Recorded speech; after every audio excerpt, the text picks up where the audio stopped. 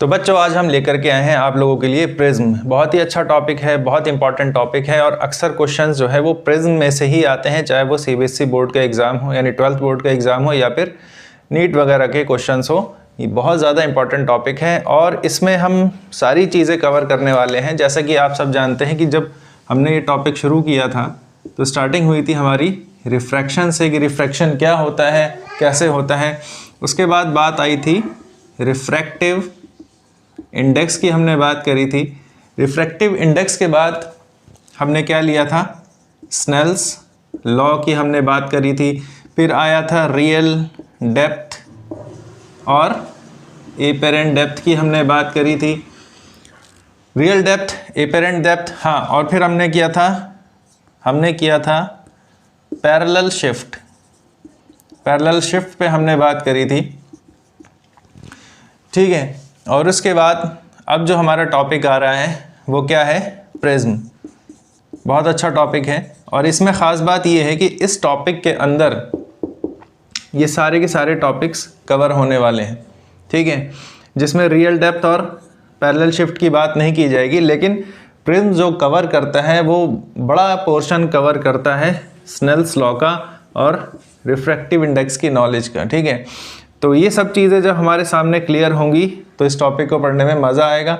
अगर ये सब चीज़ें हमारे ख़ास तौर पर रिफ्रैक्टिव इंडेक्स या स्नेल्स लॉ हमारा क्लियर नहीं है तो इसको समझने में हमें थोड़ी बहुत परेशानी हो सकती है, ठीक है।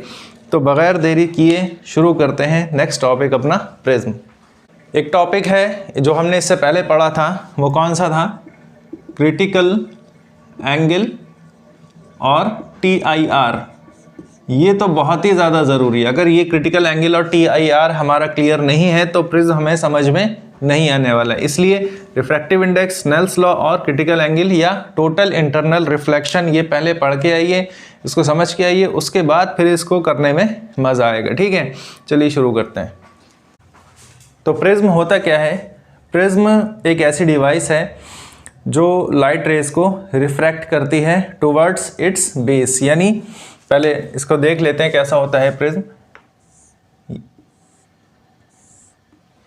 ये कुछ हम 3D स्ट्रक्चर बना रहे हैं प्रिज्म का, हालांकि इसकी ज़रूरत सिर्फ समझने के लिए है, बाकी जब हम क्वेश्चंस करेंगे तो ये 3D स्ट्रक्चर नहीं बनाना पड़ेगा। तो ये हमारा कुछ जो है प्रिज्म है।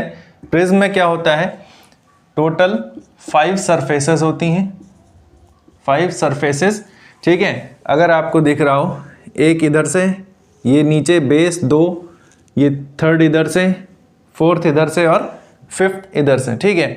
तो 5 सरफेसेस होती हैं जिसमें से 2 सरफेसेस जो हैं वो रिफ्रैक्टिंग सरफेसेस होती हैं। रिफ्रैक्टिंग सरफेसेस यानी जो रिफ्रैक्शन होगा वो इन 2 सरफेसेस से ही होगा। जैसे फॉर एग्जांपल ये वाली जो इधर हमको दिख रही है, ये एक सरफेस है और इसकी जस्ट अपोजिट दूसरी सरफेस है, जिसको अगर हम यहाँ फ्रंट व्यू देखें अगर सामने से तो ये कुछ ऐसा दिखाई देगा, ठीक है। तो ये वाली सरफेस और ये वाली सरफेस ये क्या है, दोनों रिफ्रैक्टिंग सरफेसेस कहलाएंगी। यानी अगर हम फ्रंट व्यू यहाँ से देखें सामने से तो एक रिफ्रैक्टिंग सरफेस ये है और दूसरी रिफ्रैक्टिंग सरफेस ये है। लाइट रे यहाँ पे आएगी, स्ट्राइक करेगी और कुछ ऐसे निकल जाएगी, ठीक है। तो 5 सरफेसेस होती हैं प्रिज्म में, लेकिन 2 सरफेसेस होती हैं एट ए टाइम जो कि रिफ्रैक्टिंग सरफेस का काम करती हैं, जिन पर रिफ्रैक्शन हो रहा होता है, ठीक। ये बात हो गई। इसके बाद जो ये आपको दिखाई दे रहा है, ये कहलाता है, अगर यहाँ से देखें इस वाली फिगर में, ये कहलाता है angle of prism, angle of prism A। यानी 2 रिफ्रैक्टिंग सरफेसेस के बीच का जो एंगल है वो कहलाता है angle of prism. For example हमारे पास एक प्रिज्म है जो कि कुछ ऐसा है। हम मानते हैं कि एक लाइट रे यहाँ पर आ रही है और कुछ हुआ और वो ऐसे यहाँ से निकल गई, तो ये रिफ्रैक्टिंग सरफेस ये है, दूसरी रिफ्रैक्टिंग सरफेस ये है, तो इनके बीच का जो ये एंगल है ये कहलाता है एंगल ऑफ प्रिज्म, ठीक है। अगर इसी प्रिज्म को हम घुमा दें और ये कुछ ऐसा हो जाए, ठीक, यानी ये वाला एंगल यहाँ पे आ गया। तो अब इस केस में अगर ये सरफेसेस रिफ्रैक्टिंग है पहला और दूसरा, तो इस केस में ये वाला एंगल हो जाएगा एंगल ऑफ प्रिज्म। ठीक है, तो यहाँ तक ये बात हमको समझ में आ गई होगी। प्रिज्म की एक खासियत ये भी होती है कि ये हमेशा लाइट बेंड करता है टुवर्ड्स इट्स बेस। कोई भी प्रिज्म हो, जैसे ये वाला मान ले, तो ये इस प्रिज्म का बेस है। ठीक है, इसी तरीके से यहाँ पर हम मान लेते हैं ये इस प्रिज्म का बेस है। तो हमेशा हमेशा जब भी बात होगी रिफ्रैक्शन की, लाइट रे एक साइड से आएगी और दूसरी साइड से निकलेगी, लेकिन इस साइड से जब ये बाहर निकलेगी तो इसकी बेंडिंग टुवर्ड्स इट्स बेस होगी, यानी नीचे की तरफ ये बेंड करेगी। कभी ऐसा नहीं होगा कि इस तरह से रिफ्लेक्ट करके ऊपर की डायरेक्शन में ये चली जाए। ठीक है, तो ये हो गया हमारा कि लाइट रेज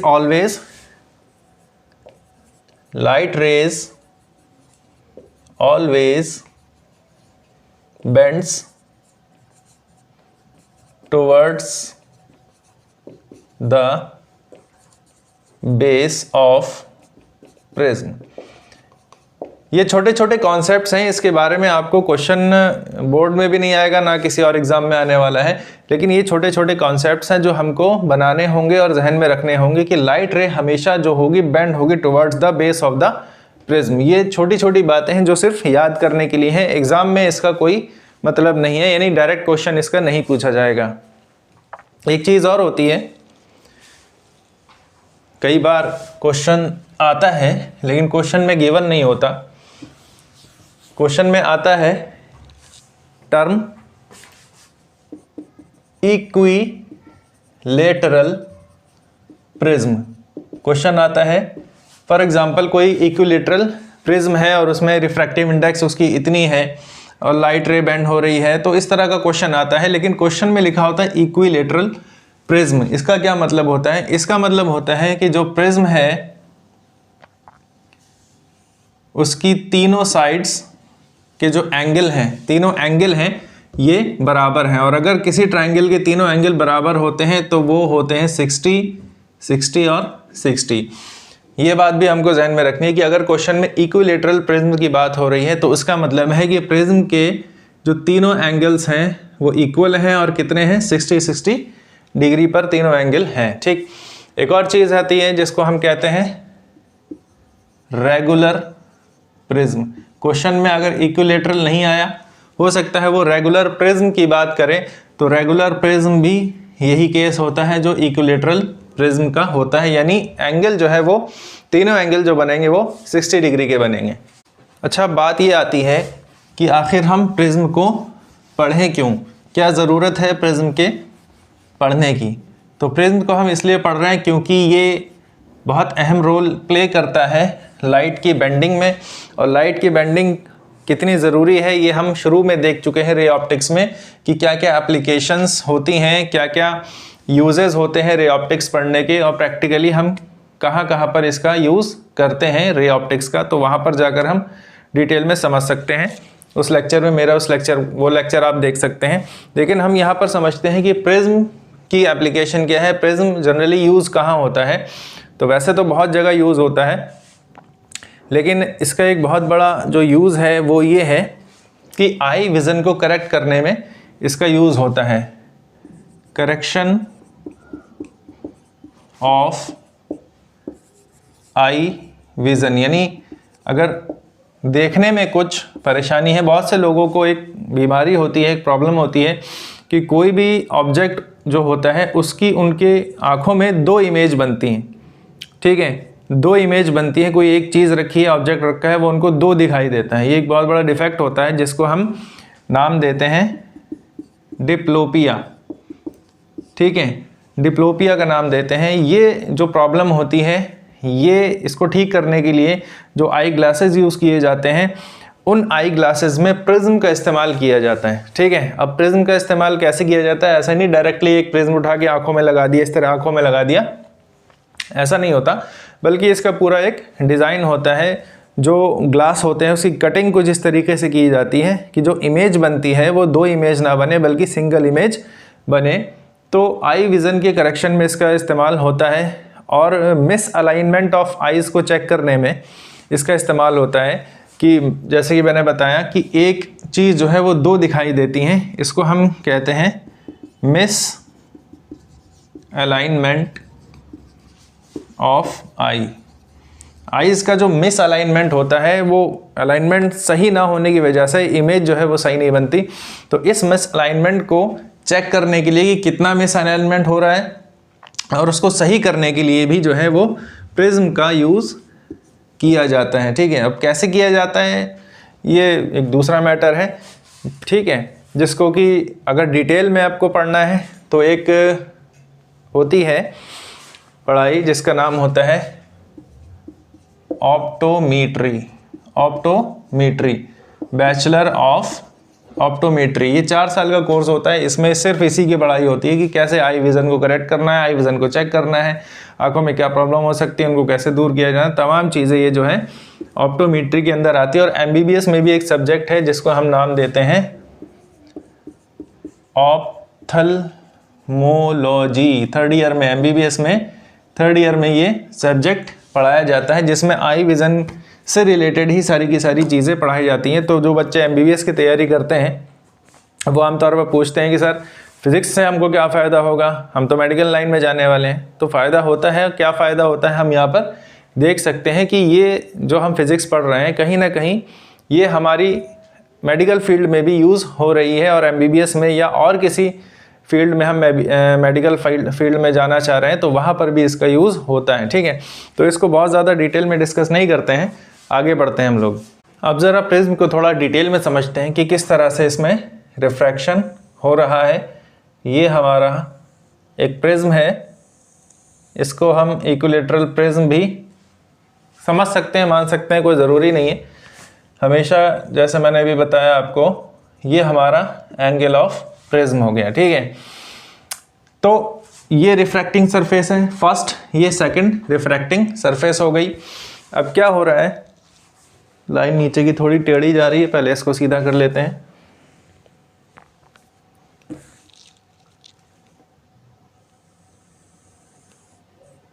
ये तो अब क्या हो रहा है, एक सरफेस पर लाइट रे यहाँ पर स्ट्राइक करने वाली है। ये हमारी हमेशा की तरह एक नॉर्मल हो गई। ठीक है, ये हमारी लाइट रे आई, इंसिडेंट रे जो इस सरफेस पर स्ट्राइक कर रही है। रेयर मीडियम है, एयर मान लेते हैं μ1।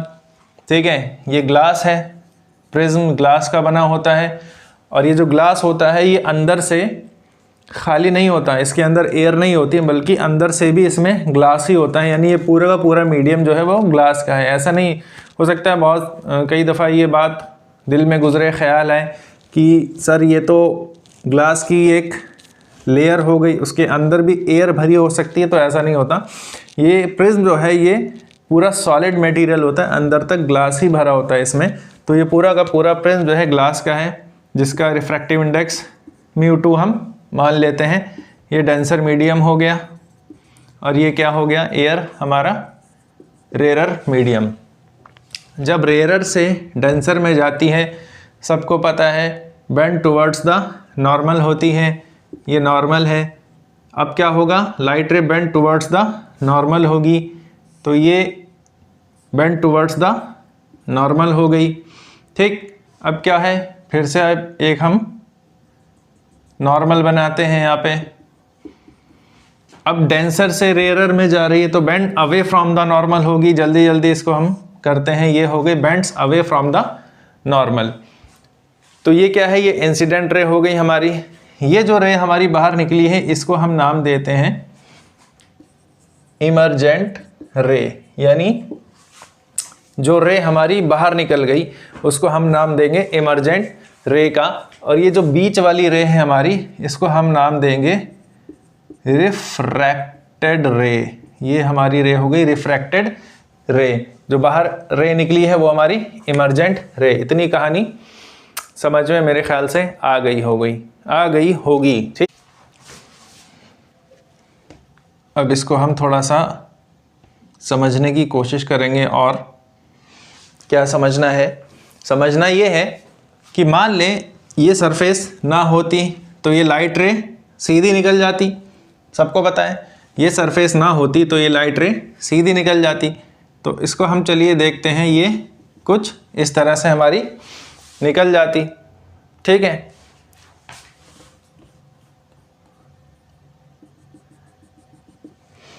ठीक है, लेकिन डेविएशन हो रहा है, रेयरर से डेंसर में, डेंसर में से रेयरर में जा रही, रिफ्रैक्शन हो रहा है, डेविएशन हो रहा है, कहानी जो है कुछ की कुछ हो रही है, रे यहाँ से जा रही तो यहाँ निकल रही, फाइनल रे हमारी इस तरह से यहाँ से इमर्जेंट रे बन गई। इसको अगर हम पीछे की तरफ प्रोसीड करें तो कुछ यहाँ पर आकर के ये टच करेगी।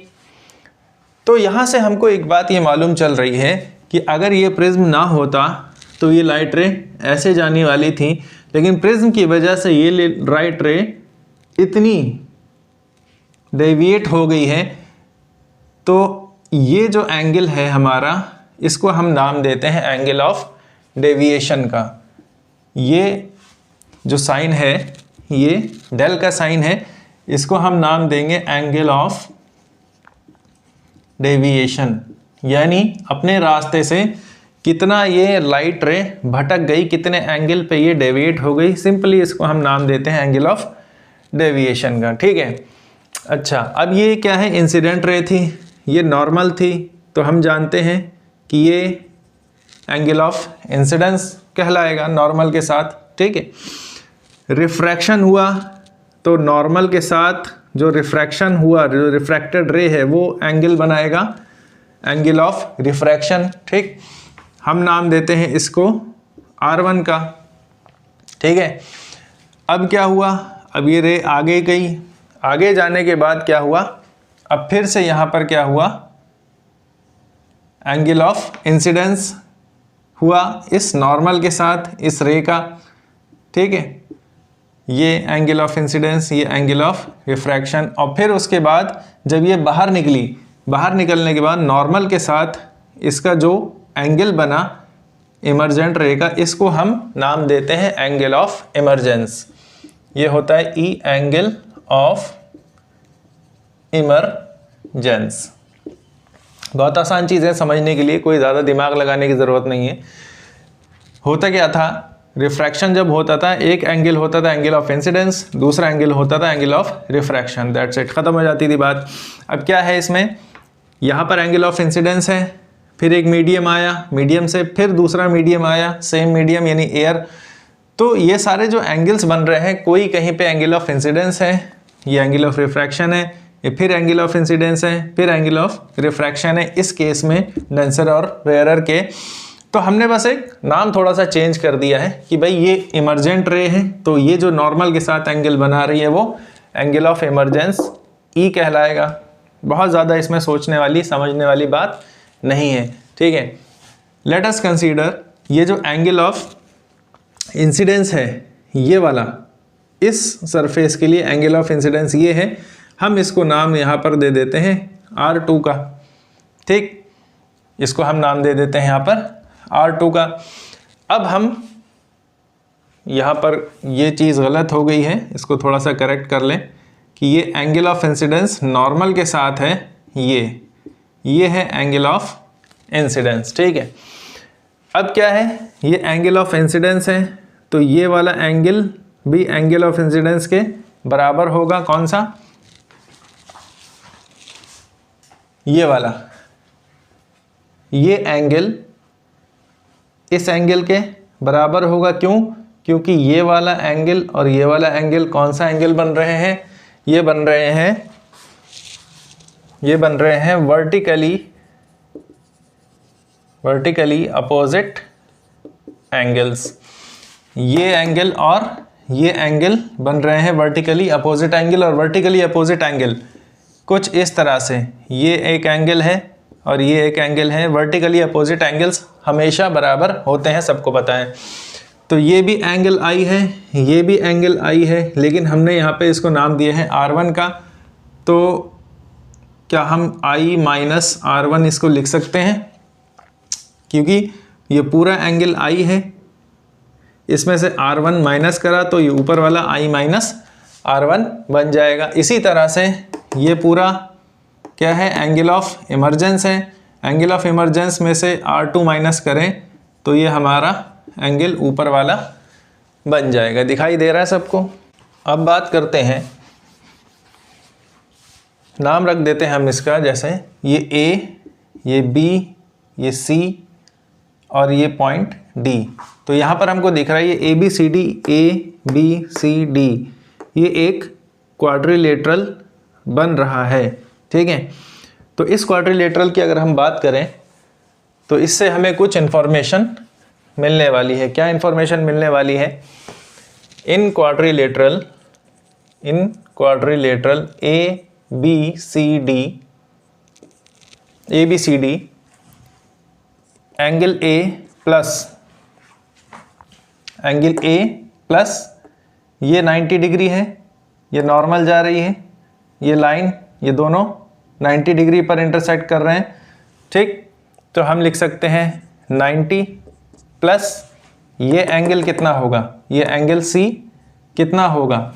ये एक ट्राइंगल है, दो एंगल हमको पता है, तीसरा एंगल हमको नहीं पता, तो इसको हम 180 माइनस R1 प्लस R2 लिख सकते हैं। इस एंगल को 180 माइनस R1 प्लस R2 बिल्कुल लिखा जा सकता है। ये एंगल R1, ये एंगल R2, तीसरा एंगल कौन सा होगा, तीनों के सम को यानी 180 में से माइनस कर दें, इन दोनों के सम को 180 में से माइनस कर दे तो ये तीसरा एंगल होगा। तो तीसरा एंगल हमारा क्या होगा, जो एंगल C है वो होगा 180 माइनस R1 प्लस R2। और इसी तरह से ये एंगल D ये नॉर्मल बनी है, तो नॉर्मल के साथ एंगल कितना बनाएगा, प्लस 90। ठीक है, और ये सबका सम, इन सब का सम कितना होगा, 360। सब जानते हैं कोई भी क्वाड्रिलेटरल हो, किसी भी शेप का, किसी भी साइज का, चारों एंगल का सम बराबर होता है 360 डिग्री। ठीक है, तो अब इसको देख लो, A plus 90 180 plus 180 minus R1 plus R2 is equal to 360। ये दोनों ऐड होके कितना बनाएंगे, 360। तो ये 180 360 से 360 कैंसिल हो गया। A हमारे पास आया R1 प्लस R2, इसको हम डिब्बे में कैद कर लेते हैं। ये बड़ा इंपॉर्टेंट रिलेशन है जो हमारा निकल करके आया है। क्या बता रहा है, एंगल ऑफ प्रिज्म, ये एंगल ऑफ प्रिज्म जो है ये हमेशा इक्वल होगा इन दोनों के सम के। ये बात अभी हमको नहीं समझ में आएगी, लेकिन जब हम क्वेश्चंस करेंगे तो क्वेश्चंस में ये चीज़ हमको बहुत ज़्यादा, अगर ये कॉन्सेप्ट बना हुआ है तो क्वेश्चन सॉल्व करने में ये चीज़ हमारी बहुत मदद करेगी, इसलिए इसको हमको यहाँ पर याद रखना है। ठीक है, आगे चलते हैं। आगे की क्या कहानी है, आगे की कहानी ये है, एक दूसरी चीज़ हमको यहाँ पर नज़र आ रही है। वो क्या है कि इस ट्राइंगल को अगर हम देखें, ट्राइंगल ट्राइंगल FBD की बात अगर हम करें, यानी इन ट्राइंगल FBD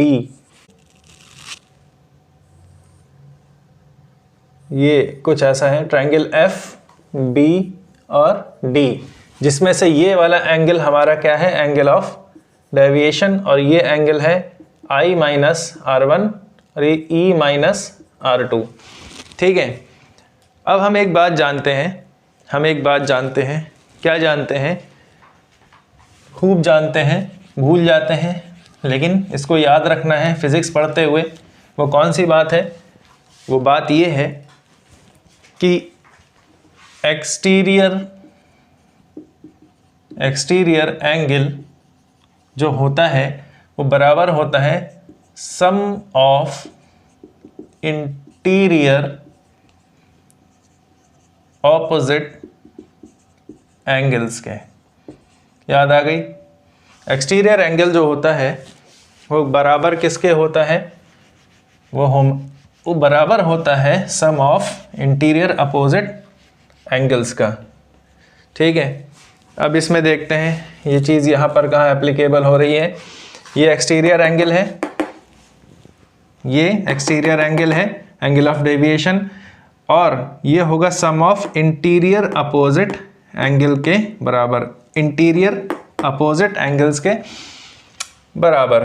तो ये कितना होगा, angle of deviation is equal to I minus R1 plus E minus R2। इसको हम ऐसे लिख सकते हैं, और इसको अगर हम इसकी शक्ल सुधारें तो क्या हो जाएगा, I plus E minus R1 plus R2। और अगर सही से लिखें I plus E minus A भी हम इसको लिख सकते हैं, क्योंकि A is equal to R1 plus R2 ये अभी हमने प्रूफ किया है। तो हमारे पास जो रिलेशन आया एंगल ऑफ डेविएशन का वो कुछ इतना आ गया, I plus E minus A, I plus E minus A। ठीक है, तो ये है कहानी प्रिज्म की कि प्रिज्म के अंदर जो है एंगल ऑफ प्रिज्म हमको एक रिलेशन मालूम चला, वो क्या है, R1 प्लस R2 के बराबर होता है। और ये एंगल कितना डेविएट कर रहा है इसके बारे में हमारे पास फाइनल सॉल्यूशन, फाइनल रिलेशन आ गया कि I plus E minus A, I plus E minus A angle of incidence plus angle of emergence minus angle of prism. अगर ये तीनों वैल्यूज़ हमको पता है तो हमको मालूम चल जाएगा कि कितनी डिग्री पर ये रे डेविएट कर रही है। तो बच्चों यहाँ तक तो बात हो गई कि प्रिज्म के क्या यूजेस हैं, क्या एप्लीकेशंस हैं, कहाँ पर इस्तेमाल होता कैसा है, किस तरह से इसमें जो है वो लाइट रे डेविएट करती है, एंगल ऑफ प्रिज्म क्या होता है, इमर्जेंस क्या होता है, डेविएशन क्या होता है, ये सारी चीज़ें हमारी क्लियर हो गई। ठीक है, तो आज के लेक्चर में बस इतना ही रहने देते हैं। नेक्स्ट लेक्चर में हम देखेंगे कि ये जो एंगल ऑफ डेविएशन है ये कैसे डिपेंड करता है एंगल ऑफ इंसिडेंस पर, यानी ये एंगल ऑफ इंसिडेंस कम हो रहा है या बढ़ रहा है, इसका क्या फ़र्क पड़ता है इस एंगल ऑफ डेविएशन का। ठीक है, इसलिए पढ़ते रहें, नोट्स बनाते रहें और मेहनत करते रहें। मिलते हैं नेक्स्ट लेक्चर में।